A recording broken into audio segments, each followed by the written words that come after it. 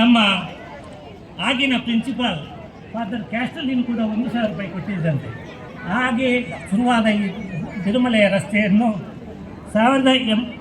1976ರಲ್ಲಿ 77ರಲ್ಲಿ ಇಲ್ಲಿ ಒಂದು ಲೈಬ್ರರಿಯ ಸ್ಥಾಪನೆಯಾಯಿತು.